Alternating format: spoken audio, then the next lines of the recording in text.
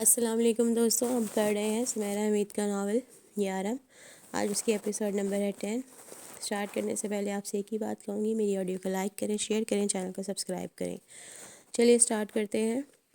امرا خاموشی سے اپنا کام کرتی رہی۔ لو میں جا رہا ہوں اس نے کہا، لیکن وہ جانے کے لیے اپنی جگہ سے ہلا نہیں۔ ملر، امرا نے ایک سیلس مین کو متوجہ کیا، انہیں ایسے جوتے چاہیے جنہیں پہن کر یہ اٹھ سکیں، پلیز ان کی مدد کریں۔ آلیان نے چونک کر امرا کی طرف دیکھا، وہ شرارت سے مسکرا رہی تھی۔ یہ جوتوں کی دکان ہے، back to the future film کا سیٹ نہیں۔ یہاں کچھ اڑنے والا نہیں ملتا۔ ملر پر بھی کام کا کافی بوجھ لگتا تھا۔ تمہارے سیلز مین نے بھی کافی کڑوی کافی پی ہے اور 10 کپ سے زیادہ پی ہے۔ منہ بسوڑتا آلیان چلا گیا اور 5 منٹ بعد وہ پھر سے اس کے پاس موجود تھا۔ میں نے کچھ پیسے جمع کیے ہیں، تم مجھ سے ادھار لے سکتی ہو اور ان کی واپسی کی کوئی جلدی نہیں۔ جب شادی ہو جائے گی تو ہم حساب ٹھیک کر لیں گے۔ امرا نے اپنے سر پہ ایسے ہاتھ رکھ لیا جیسے کہہ رہی ہو کہ خدا کے لیے جاؤ، میرا مغز نہ کھاؤ۔ ٹھیک ہے، میں جا رہا ہوں، لیکن آفر موجود ہے۔ تم مجھے فون کر کے بتا سکتی ہو، ہمیں صبح نکلنا ہے۔ تم ہمارے نکلنے سے 1 منٹ پہلے بھی بتا سکتی ہو۔ ٹھیک ہے، میرا ارادہ ہوا تو میں 1 منٹ پہلے فون کر دوں گی۔ پکا؟ وہ ایسے خوش ہو گیا جیسے اس نے اس کے ساتھ رہنے کا وعدہ کر لیا ہو۔ ہاں پکا۔ 10-12 جوتے صرف دیکھ کر آدھ پون گھنٹہ مزید اسٹور میں گزار کر وہ چلا گیا۔ امرا کی آنکھیں نم ہو گئیں۔ ویرا اور اینون بھی جا چکی تھیں۔ جتنے اس کے دوست تھے اور جن سے اس کی ہائے ہیلو تھی، سب باری باری جا چکے تھے۔ وہ بھی جانا چاہتی تھی، بلکہ وہی تو جانا چاہتی تھی جس نے کبھی یہ نہیں سوچا تھا کہ وہ کبھی پاکستان کے چند شہروں کے علاوہ کہیں اور گھوم پھر سکے گی۔ اس کو ہی تو جانا چاہیے تھا۔ ویرا، اینون اور ایسے ہی دوسرے لوگ کتنے ملک گھوم پھر چکے تھے۔ اس نے بھی کام کر کے پیسے اکٹھے کیے تھے، لیکن وہ پیسے دائم کو واپس کرنے کے لیے جمع کر رہی تھی۔ اگر بابا کے اسٹور میں آگ نہ لگتی اور اس نے اپنے پیسے بابا کو نہ دیے ہوتے تو وہ بھی ویرا کے ساتھ نکل چکی ہوتی۔ اس کی آنکھیں نم تھیں، اس لیے کیونکہ زندگی شاید اسے چند مواقع دے دے گی دوسرے ملکوں کی سیاحت کے، لیکن وہ اسے یہ سب دوست شاید نہیں دے سکے گی۔ خیر، دل مضبوط کرتے ہوئے وہ اوور ٹائم کرتی رہی اور ہفتے میں ایک بار یونیورسٹی تک پیدل چلتی ضرور جاتی۔ خوش آئند بات یہ تھی کہ 13 جنوری سے سب پہلے جیسا ہونے والا تھا۔ یونی کھلتے ہی ایگزام شروع تھے، اس لیے سب نیو ایئر کے بعد آنا شروع ہو جائیں گے۔ یونیورسٹی کے ہزاروں اسٹوڈنٹس کو خبر نہیں ہو سکتی تھی کہ لاہور کی رہنے والی، دادا کی گود میں گھٹنوں میں سر رکھ کر رونے والی ان سب کو کتنا یاد کر رہی ہے۔ وہ یونیورسٹی میں گرنے والی برف کو گھورتی رہی اور مسکرانے کی صحیح کرتی رہی۔ وہ اولڈ کیمپس کی یونیورسٹی آرٹ کے پاس آ کر کھڑی ہو جاتی اور آتی جاتی ٹریفک کو دیکھتی۔ اس کے منہ سے بھاپ نکلتی ہے اور آنکھیں گیلی گیلی سی ہو جاتی ہیں۔ وہ دادا کو مانچسٹر میں پھیلی برف دکھاتی ہے، مسکرانے کی کوشش کرتی ہے، ان سے باتوں میں دل بہلاتی ہے۔ تم چلی جاتی میری بچی، جتنے پیسے تمہارے پاس تھے، پیسے تو آ جائیں گے، وقت نہیں آئے گا۔ میں اگلے سال چلی جاؤں گی، اگلے سال تک تو میں یہیں ہوں نا، اس نے دادا سے کہا اور خود کو بھی تسلی دی۔ زندگی نے جتنے جھولے اپنی باہوں میں تھام رکھے ہیں، وہ سب وقت کے اشارے سے چلتے ہیں۔ ان میں جھولنے کے لیے وقت کے اشارے کا انتظار کرنا ہی پڑتا ہے۔ اور کہا جاتا ہے کہ کیا پیاری چیز ہے شمع کرسمس، نہیں کرتی شور و غوغا اور ملائمت سے خود کو نچھاور کرتی چلی جاتی ہے، بے غرضی سے یہ خدمت پہ معمور رہتی ہے۔ سارا مانچسٹر اور سارا برطانیہ اور سارے کا سارا یورپ کرسمس فلو کا شکار ہو چکا تھا۔ کوئی چھینکتا ہوا نظر نہیں آتا تھا، لیکن مسکراتا ہوا ضرور نظر آتا تھا۔ سٹی سینٹر کرسمس مارکیٹ میں اونچے سٹون پر بہت بڑے سے سانتا کلاus کو بٹھا دیا گیا تھا، جو بڑے بوڑھوں سی پرشفقت مسکراہٹ سب پر نچھاور کرتا تھا۔ کرسمس کے بڑے میلوں میں شمار ہونے والا میلہ 200 سے زائد سٹالز کے ساتھ سٹی سینٹر میں سج چکا تھا، جہاں راتیں جگمگ کرتی تھیں اور دن کلکاریاں بھرتے تھے، جہاں رکھی سیل کی چیزیں گدگدی کرتی تھیں کہ آخر مجھے اٹھا کر اپنے نرم گرم گھروں میں کیوں نہیں لے جاتے، زیادہ مہنگی تو نہیں ہے ہم۔ کام کی زیادتی نے اسے تھکا ڈالا تھا، بل بناتے بناتے اس کی انگلیاں ٹوٹنے جیسی ہو جاتی تھیں۔ برگر کو کافی کے ساتھ بمشکل اندر کرتی تھی، گھر جا کر چند گھنٹے سوتی اور پھر سے کام پر آ جاتی۔ دادا سے بھی بہت کم بات ہوتی۔ کتنی کمزور ہو گئی ہو تم؟ دادا سے کافی دنوں بعد بات ہوئی تو وہ اداس ہو گئے۔ آپ کو تو بس میں ایسی ہی لگتی ہوں۔ ٹھیک ہوں میں دادا۔ اگلے دن بابا کا فون آیا، چھوڑ دو جاب، میں تمہیں کیسے کر کے بھی پیسے بھیج دیا کروں گا۔ نہیں، اس کی ضرورت نہیں ہے، میں ٹھیک ہوں۔ دادا نے شاید آپ کو پریشان کر دیا ہے۔ اس کے نانا کرنے پر بھی بابا نے اس کے اکاؤنٹ میں تھوڑے پیسے ٹرانسفر کروا دیے، جنہیں اس نے ہاتھ بھی نہیں لگایا۔ زندگی میں ملنے والی اسی آرام و آسائش نے اسے ایسا بنا دیا تھا۔ ریڈی میڈ کھانا کھانے کو ملتا رہے تو خود کھانا پکانے کی زحمت کوئی بھی نہیں کرتا۔ ایک بار وہ ڈیرک کے ساتھ ڈرامہ زون گئی تھی، ان دونوں کی بنائی گئی ڈاکومنٹری کو لے کر ان کے ایک نمائندے سے ملاقات طے تھی۔ ملاقات کے بعد جب نمائندہ چلا گیا اور بل آیا تو ڈیرک نے ویٹر سے کہا کہ وہ اس بل کو آفس میں بھجوا دے۔ بل کے نیچے ڈیرک نے سائن کر دیے تھے۔ کس کے آفس؟ ڈیرک ہنسنے لگا، میرے پاپا کے آفس۔ بل اتنی دور ان کے آفس جائے گا؟ تھوڑے سے پیسے ہیں، میں بل دے دیتی ہوں۔ میرے پاپا کا آفس یہیں اسی ریسٹورنٹ میں ہے، وہ ڈراما زون کے تیسرے حصے دار ہیں۔ تمہارے پاپا یہاں کے تیسرے حصے دار ہیں تو ویٹر تمہیں بل کیوں دیتا ہے؟ انفیکٹ مجھے سختی سے منع کیا گیا ہے کہ میں یہاں نہ آیا کروں۔ میں یہاں تب آتا ہوں جب بالکل خالی جیب ہو چکا ہوتا ہوں، کبھی کبھار، زیادہ نہیں، پر بل پر میں سائن کر دیتا ہوں اور جب میرے پاس پیسے ہوتے ہیں میں یہاں آ کر بل چکا جاتا ہوں۔ اتنی سی رعایت مجھے مل جاتی ہے۔ تم کہہ رہے ہو یہ تمہارے پاپا کا ریسٹورنٹ ہے، پھر بھی تمہارے ساتھ یہ سب ہوتا ہے؟ میرے فادر امریکہ سے یہاں کام کے لیے آئے تھے۔ 10 سال تک انہوں نے گاڑیوں کی ایک فیکٹری کی صفائی کا کام کیا ہے۔ ان کے جسم سے مستقل کیمیکل کی بو آنے لگی تھی۔ ان کا کہنا ہے کہ ان 10 سالوں میں انہوں نے اپنی سگریٹ پینے کی خواہش کو دبائے رکھا، اور ایک سگریٹ کی ڈبیا جب انہیں تحفے میں ملی تو انہوں نے اسے جلا دیا کہ اگر انہوں نے وہ پی لی تو 10 سالوں میں کمائے گئے سارے پاؤنڈز دھوئیں کی نظر ہو جائیں گے۔ جس کے فادر کا ایسا ماضی رہا ہو، اس کے بیٹے پر یہ سوٹ نہیں کرتا کہ وہ مانچسٹر جیسی بڑی یونی میں پڑھے اور باپ کی کمائی پر بھی ایسے عیش کرے۔ اسکول کی چھٹیوں میں میں نے اسی ریسٹورنٹ میں کام کیا ہے۔ ایک بار میں نے غصے میں اسٹاف کے ایک ورکر کو دھکا دے دیا تھا، مجھے اسی وقت جاب سے نکال دیا گیا تھا۔ اب میں ڈاکومنٹریز بنا کر اپنا خرچ نکالتا ہوں۔ آخر والدین اپنی اولاد کے لیے ہی کماتے ہیں۔ ہاں تو میں اتنا بڑا ہو گیا ہوں، بس بہت کھا لی ان کی کمائی۔ اگر سارے والدین صرف اولاد کا ہی سوچتے رہیں گے تو انسانیت کا کون سوچے گا؟ انسانیت کا؟ اس جواب پر امرہ دنگ رہ گئی۔ ہاں، اگر 2 لوگ ساری زندگی کما کما کر صرف اولاد کا ہی سوچتے رہیں گے تو کل انسانیت کے بارے میں کون سوچے گا؟ ہمیں اپنی زندگی کے دائرے اتنے محدود نہیں کر لینے چاہیے کہ ہماری ساری زندگی کا حاصل صرف چند افراد کو ہی فائدہ دے۔ امرہ لاجواب ہو چکی تھی۔ کرسمس سے چند دن پہلے وہ سادنا کے ساتھ کرسمس مارکیٹ آئی اور دونوں نے لیڈی مہر کی بتائی ڈھیروں ڈھیر خریداری کی۔ انہوں نے اپنے سب بچوں کے لیے تحائف منگوائے تھے۔ نئے سال کے پہلے ہفتے میں مورگن کی بھی شادی تھی، کچھ اس سلسلے کی خریداری بھی کی۔ سادنا گھر چلی گئی اور وہ اپنی یونی آ گئی، آ کر اولڈ کیمپس کی آرک کے نیچے کھڑی ہو گئی۔ موسم کے تیور صبح سے ہی بدل رہے تھے، تیز ہوا چل رہی تھی اور بی بی سی نیوز نے برف باری کی خبر دی تھی۔ وہ محراب کی دیوار کے ساتھ ٹک کر کھڑی تھی، دھندلے آسمان کو دیکھ رہی تھی۔ دھند بڑھتی جا رہی تھی اور کچھ دور آگے کی چیزیں نظر نہیں آ رہی تھیں۔ اسے یہ سب اچھا لگ رہا تھا۔ اسے برف باری کا انتظار تھا۔ اس کے پاس 1 گھنٹہ تھا، پھر اسے واپس اپنی جاب پر جانا تھا۔ وہ اپنی یونی کے آگے برف باری کو ہوتے دیکھنا چاہتی تھی۔ ہوا اور تیز ہو گئی، دھند اور بڑھنے لگی۔ روئی کے گالے ماں کے پیار کی طرح نرمی سے زمین پر برسنے لگے۔ امرہ نے اپنے سرخ دستانوں والے ہاتھوں کو پھیلا لیا۔ برف باری بلا شبہ وہ منظر ہے جو پہلی بار دیکھنے والوں کو مستانہ سا کر دیتا ہے۔ سفید پھول برف بنے امرہ سے شرارتیں کرنے لگے۔ دونوں میں دوستی ہو رہی تھی، عہد و پیمات تشکیل دیے جا رہے تھے، قدرت کے شاہکاروں کو سراہا جا رہا تھا، ان سے لپٹا جا رہا تھا۔ دور دھند میں اس نے دیکھا کہ کوئی آ رہا ہے۔ وہ آلیان تھا۔ وہ قریب آیا اور دور ہوتا چلا گیا۔ وہ آلیان نہیں تھا۔ برفیلے ریشوں کو اپنے سرخ دستانوں پر سمیٹے وہ جہاں کی تہاں کھڑی رہ گئی۔ اسے آلیان آتا اور جاتا کیوں نظر آیا تھا؟ سوال دماغ سے اٹھا اور دل میں جاموکید ہوا۔ گرم کوٹ کے اندر اس کے وجود نے سہم کر جھرجھری لی۔ دھند کو چیرتا پھر کوئی آ رہا تھا، آکسفورڈ روڈ کو بھاگ کر پار کرتا ہوا، یونی کی طرف بڑھتا ہوا۔ امرہ محراب کی دیوار کے ساتھ سمٹ سی گئی۔ برف باری میں تیزی آ گئی تھی، اس کے سرخ دستانے نم ہو رہے تھے۔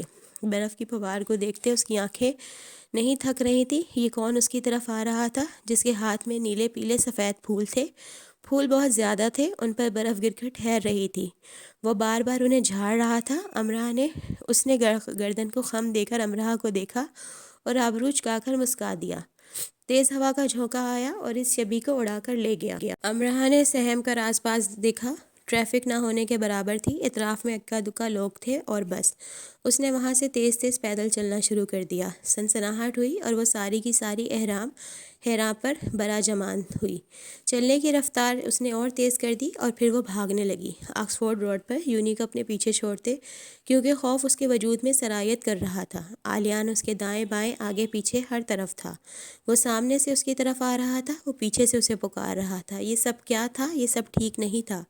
اسے اپنے تعاقب میں آلیان نہیں چاہیے تھا۔ برف پر بھاگتے بھاگتے وہ پھسل کر گر گئی۔ یہ آلیان کون تھا جس نے اسے گرا دیا تھا؟ ٹھنڈی ناک سے درد کی لہر اٹھی، اٹھ کر اس نے اپنے کپڑے جھاڑے۔ برف اس کے وجود میں اترتی اسے ٹھنڈا کر رہی تھی۔ وہ کانپ رہی تھی، کیا ٹھنڈ سے؟ یقیناً نہیں، اور اسے تکلیف ہو رہی تھی۔ سفیدے کے ماحول میں، سرمئی کوٹ اور سرخ مفلر میں وہ خزاں میں کھلی اس کلی کی مانند ہو گئی جو بے وقت کھلنے پر آبدیدہ ہو جاتی ہے۔ یونی کو اپنے پیچھے چھوڑتے وہ آہستہ آہستہ چلی جا رہی ہے۔ روئی کے گالے ابھی بھی گر رہے ہیں، اس کے کھلے بالوں میں اٹک رہے ہیں۔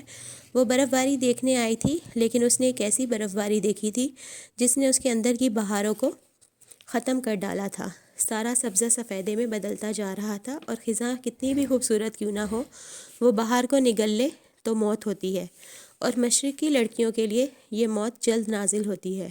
وہ سلطنت سفید پر چل رہی ہے، لیکن اسے ایسا کیوں لگ رہا ہے کہ وہ زمین میں دھس رہی ہے؟ دل احساسات کا اکھاڑا ہے اور دماغ اس اکھاڑے کا شیر۔ یہ شیر دھاڑتا ہے تو دل جل کر بجھ کر ٹھنڈا ہو کر بیٹھ جاتا ہے۔ مشرق کے اکھاڑوں میں یہ شیر نگر نگر پایا جاتا ہے۔ مشرق سنیاسی بھی ہے اور سامری بھی۔ مشرق میں پربت بھی ہے اور پاتال بھی، سنگ پارس بھی ہے، سنگ راہ بھی، جود بھی ہے، جوگدیپ بھی، جوگ بھی ہیں اور جوگنے بھی۔ ایسی سرخیز دھرتی کے باسیوں کی بہاروں کو خزائیں کیوں کر نہ نگل لیا کریں؟ وہ رک گئی اور اس نے گردن موڑ کر دیکھا کہ ابھی بھی وہ اس کے پیچھے تھا، دائیں بھی اور بائیں بھی۔ اس نے اپنی آنکھوں کو اس منظر کو پھر سے دیکھنے کے لیے تڑپ جاتے دیکھا۔ کہا جاتا ہے شادی ایک ایسا مقدس فریضہ ہے جس کی ادائیگی کے دوران آپ فرشتوں سے ابدی محبت کی دعاؤں کے تحائف وصول پاتے ہیں، اور یہ بھی کہا جاتا ہے کہ شادی خوش نصیب لوگ کرتے ہیں۔ کچھ یہ بھی کہ کائنات میں حقیقی جشن کا لمحہ دو دلوں کے مقدس ملن کا لمحہ ہوتا ہے، اور جائز ہونے کی بڑی اہمیت ہے، اور اجازت نامے کا بلند رتبہ ہے، بلند، بہت بلند۔ اور پاک کتابیں اور حقائقیں بتاتی ہیں کہ کائنات کی اشرف المخلوق کی اولین شادی عرش خدا پہ انجام پائی، اور بعد ازاں ہونے والی ہر شادی عرش خدا پہ انجام پائی شادی کا ہی رتبہ پاتی ہے۔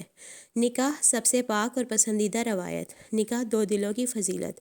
اور داستان یارم یہ بھی کہتی ہے کہ تبت کے برفیلے پہاڑوں میں روپوش مشک بار پری اپنی بہترین پوشاک میں طویل مسافت طے کرتی اس مشک بندھن میں بندھنے والوں پر مشک بیت کے خوشبودار پھول برسا کر جاتی ہے، اور جاتے ہوئے وہ دلہا دلہن کی مسکراہٹیں اپنی مٹھی میں قید کر کے لے جاتی ہے۔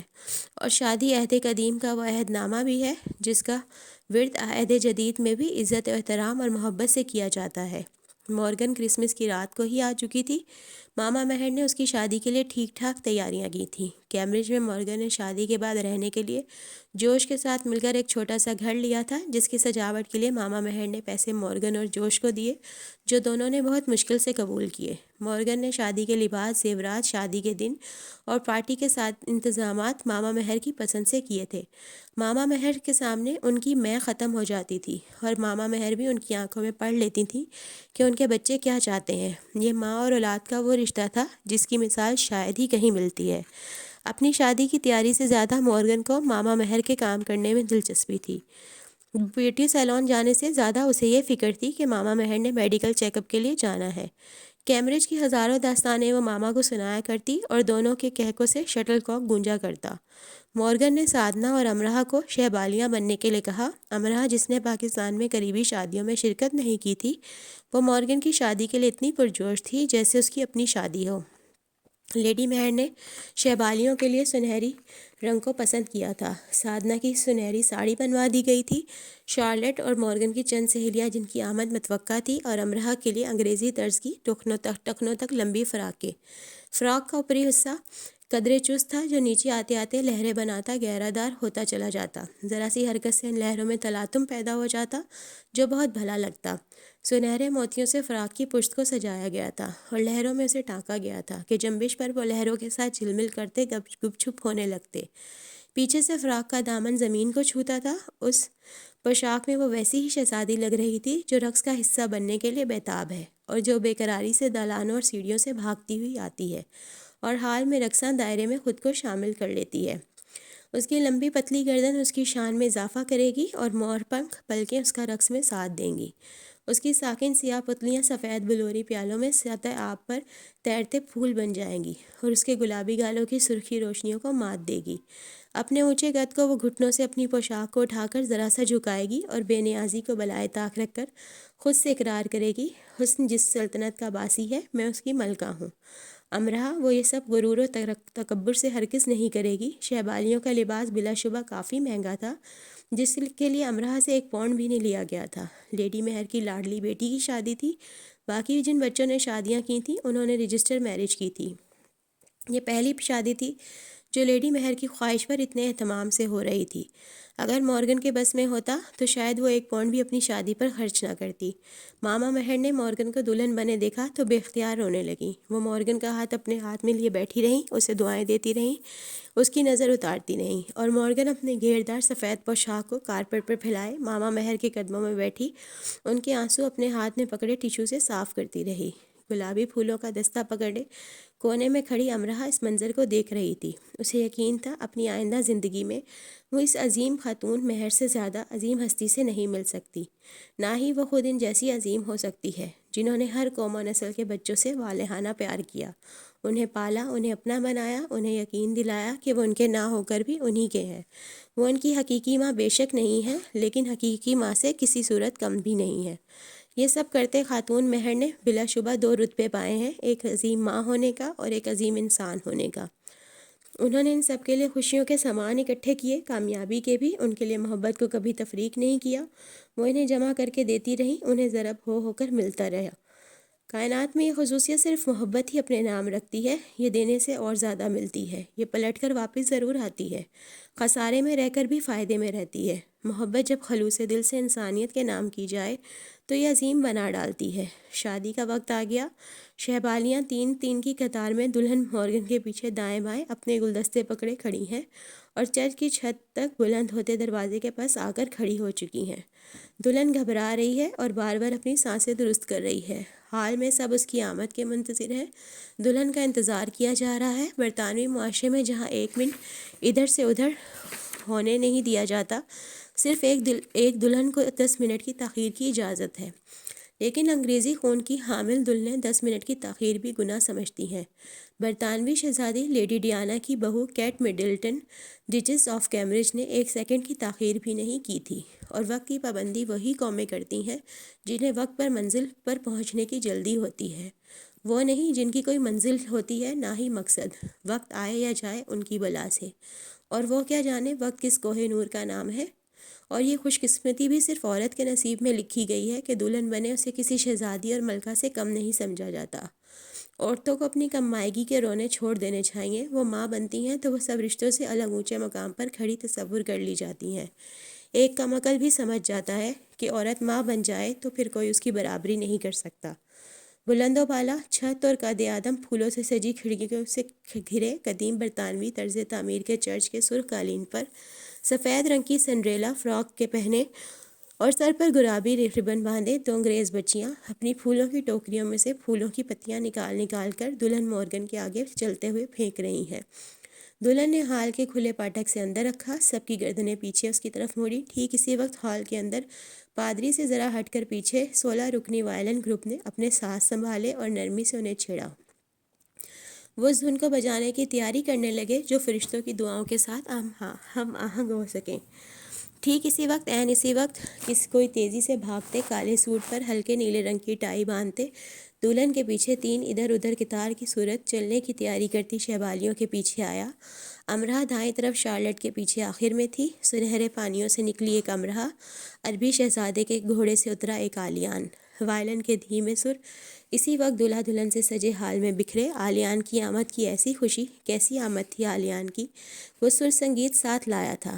آہٹ پر امرا نے گردن موڑ کر دیکھا، وہ جلدی جلدی اپنی ٹائی باندھنے کی کوشش کر رہا تھا۔ شاید اس نے زندگی میں پہلی بار سوٹ اور ٹائی پہنی ہے، کیونکہ ٹائی کو وہ ایسے باندھ رہا تھا جیسے گلے میں پھندے کو فٹ کر رہا ہو۔ اسے تو 1 ہفتے بعد آنا تھا، اور وہ 1 ہفتے پہلے کیسے آ گیا؟ امرہ کے پیچھے چلتے وہ اپنی ٹائی کے ساتھ مصروف تھا۔ شاید اسے بھی خود کو ہر صورت دولہا کی طرح خوبصورت دکھنا تھا۔ اس کے بال سلیقے سے جمے تھے، اس کی آنکھوں کی چمک خیرہ کن تھی، اور اس کے جسم سے ایسی خوشبوؤں کے پروانے اڑ رہے تھے جو جذبوں سے کشید اور احساسات سے معطر ہو جاتے ہیں۔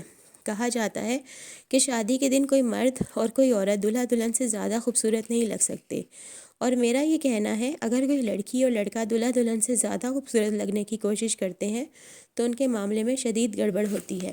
اس کی شادی نہیں بھی ہوتی اور وہ اپنی شادی جیسا خوش ہوتا ہے، ہنسنے کی بات نہیں بھی ہوتی اور وہ ہنس رہا ہوتا ہے۔ شدید گڑبڑ کا معاملہ ہوتا ہے بلا شبہ۔ مجھے بتایا جائے کہ دلہن کون ہے؟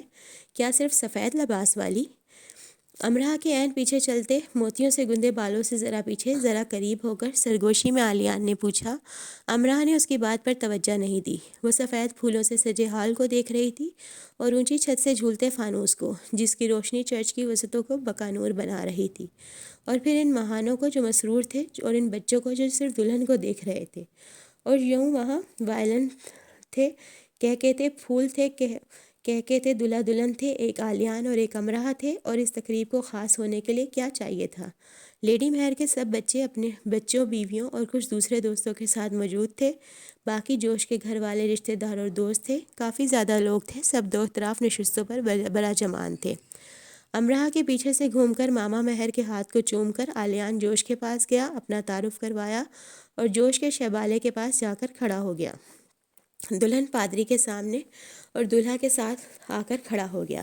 سب تعظیم میں کھڑے ہو گئے۔ پھر شادی کی رسم شروع ہو گئی۔ اجازت نامہ دیا جانے لگا، اجازت نامہ دہرایا جانے لگا۔ شہبالیاں دلہن سے پیچھے ہٹ کر قطار میں کھڑی ہو گئیں، وہ سب دلہا اور دلہن کو دیکھ رہی تھیں۔ امرہ واجد آج بہت خوش ہے۔ یہ پہلی تقریب ہے جس میں وہ روئے بنا شریک ہے، ڈرے بنا۔ اب اسے کونے میں چھپ کر بیٹھنے کی جلدی تھی نہ ضرورت۔ اس کے لیے وقت بدل چکا ہے۔ وہ پھولوں کو تھامے، گردن اٹھائے، مسکراہٹ چھپائے، خوبصورت لگ سکتی ہے، خوش ہو سکتی ہے۔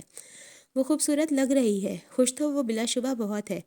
اس کی پوشاک کی لہریں جس گیت کی مالا بننے میں مگن ہے، وہ گیت بھی وہ چپکے چپکے سن رہی ہے۔ اس کی آنکھوں کی چمک اپنی ہی جن اداؤں پر فدا ہے، وہ اس سے بھی باخبر ہو رہی ہے۔ جس صدائے محبوبیت سے وہ رخ بدلنے میں مگن ہے، وہ اس سے بھی انجان نہیں ہے۔ مشک بار پری آ چکی ہے اور مشک بیت برسا رہی ہے۔ شاید وہ تھوڑی سی اور مہربان ہو جائے اور دلہن کی طرح ہی خوبصورت لگنے والی امرہ پر بھی کچھ مشک بیت برسا جائے اور دلہا کی طرح خوش عالیان کو بھی معطر کر جائے۔ لیکن اس نے یہ کام نہیں کیا تھا، تو یہ کام عالیان کر رہا تھا۔ اس کی بھوری آنکھیں سنہری ہوتی جا رہی تھیں۔ امرہ اس سے ذرا فاصلے پر کھڑی تھی۔ امرہ کو نہیں معلوم تھا کہ وہ دلہا کے پیچھے کھڑا ہے، نہ ہی اس نے معلوم کرنا چاہا، اور عالیان کو یہ معلوم نہیں تھا کہ اس کے علاوہ بھی حال میں کوئی اور موجود ہے۔ دلہا دلہن اچھا اور دوسرے لوگ، کیا واقعی یہ سب حال میں موجود ہیں؟ ایسا ہوگا؟ میرا نہیں خیال۔ اور اب روشنی کے ذخیروں میں کہکشاؤں کی آب و تاب سمیٹتی آنے لگی، اور چرچ کے جگمگ کرتے فانوس کے عین نیچے بچھے سرخ قالین پر کھڑا گرانٹ پرنیا اس کے سر کی طرف جھک آنے لگا۔ اس بار وہ گلوکسینیا کو اس کے نفاست سے گندے موتی جڑے بالوں میں لگا رہا تھا۔ اب اس نے پرنیا کے ہاتھوں کو تھام لیا اور دلہن کی طرف دیکھنے کا اشارہ کیا۔ تم میرے لیے ہمیشہ اس پہلے دن کی دلہن کی طرح خوبصورت اور خاص رہو گی۔ اس بار تمہیں اس عہد نامے کو سب کے سامنے دہرانا ہوگا۔ پرنیا نے ادا سے کہا، میں عالیان کے ساتھ اس عہد نامے کو دہرانے کے لیے تیار ہوں۔ میں امرہ کی طرح انتظار کرنے کے لیے تیار ہوں۔ پرنیا نے بالوں میں لگے گلوکسینیا کو محبت سے چھو کر کہا، ساتھ ہی وہ مسکرائی۔ وہ مسکرا سکتی تھی، اس کے ہاتھ گرانٹ نے تھام رکھے تھے۔ عالیان مسکرایا، وہ مسکرا سکتا تھا، اس کی آنکھوں نے سنہرے رنگ کو تھام رکھا تھا۔ گلابی پھولوں کے گلدستے میں مسکراہٹ اٹکی تھی، جھلمل کرتی جڑی لہروں میں اس کا دل لک چھپ کر رہا تھا۔ اس کی سمجھ نہیں آ رہا تھا کہ وہ کیا کرے، بھاگ کر جائے اور وائلن کو اپنی تھوڑی تلے لے کر دھنا دھن کر ڈالے، یا چھت پر جھولتے فانوس کے ساتھ جھول جائے اور اعلان کرتا پھرے، یا کئی سو پھولوں کے گلدستوں کو اپنی باہوں میں بھر کر سنہری پوشاک کے قدموں تلے ڈھیر کر دے۔ اور یہ بھی کم تھا، یہ سب بھی کم تھا۔ سب کم ہی ہوتا ہے، سب کم ہی لگتا ہے۔ محبت اس عروج کا جذبہ ہے کہ سب ادائیگیاں تولا ماشا ہی لگتی ہیں۔ تو دوستو، یہ تھی آج کی ایپیسوڈ۔ امید کرتی ہوں آپ کو پسند آئی ہوگی۔ اگر آپ کو میری آڈیو اچھی لگی ہے تو اسے لائک کریں، شیئر کریں اور میری آڈیو کو سبسکرائب کریں۔ کائنڈلی چینل کو سبسکرائب کر کے جایا کریں۔ آپ کا ایک سبسکرائب کسی کی زندگی بدل سکتا ہے۔ اللہ حافظ، کل پھر ملیں گے، دعاؤں میں یاد رکھیے گا۔